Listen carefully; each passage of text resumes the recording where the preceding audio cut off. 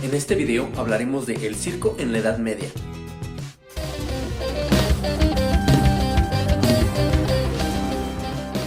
Basado en los autores Historia del circo, viaje extraordinario alrededor del mundo, de Dominique Moucler, Circus Theatrical Entertainment, de Robert Louis Parkinson, y sobre los géneros del circo soviético, de Zinovy Bonish-Gurevich. Bien, pues la Edad Media o Medioevo es el periodo histórico de la civilización occidental comprendido entre los siglos V y XV. Convencionalmente, su inicio se sitúa en el año 476, con la caída del Imperio Romano de Occidente, y su fin en el año 1492 con el descubrimiento de América, o en 1453 con la caída del Imperio Bizantino, fecha que tiene la singularidad de coincidir con la invención de la imprenta y la publicación de la Biblia de Gutenberg, y con el fin de la Guerra de los 100 años. Abro comillas. Las ferias se convirtieron entonces en un lugar menos para el comercio que para el entretenimiento, proporcionando un escaparate para acrobacias, hazañas de habilidad, animales entrenados y otros elementos que luego se asociaron con el circo, de Robert Louis Parkinson. En estos lugares, los artistas tuvieron una facilidad particular: encontrar siempre gente.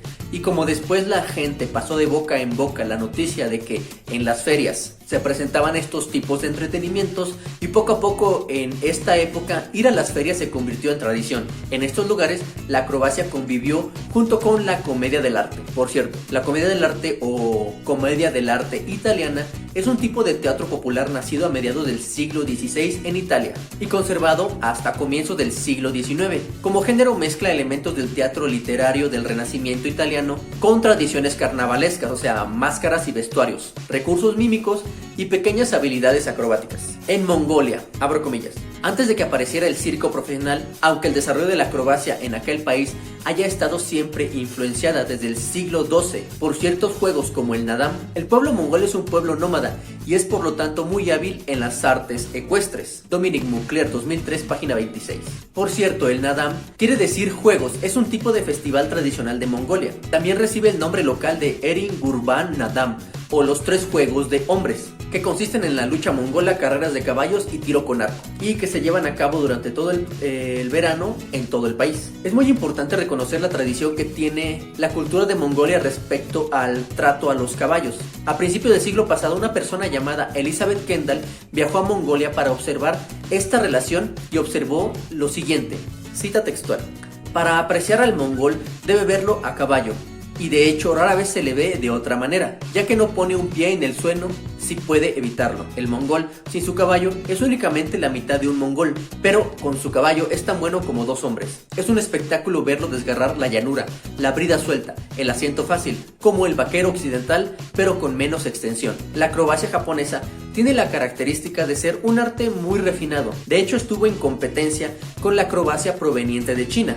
Esto debido al estira y afloja geopolítico de ambas regiones del mundo durante sus múltiples conflictos. En Japón, en el año 1336 aproximadamente, cita textual: la acrobacia japonesa se inspira a menudo en las tradiciones religiosas, el kumokai, por ejemplo, una danza de las arañas que se presentaba en los templos de la época Muromachi, precedente a la época Edo.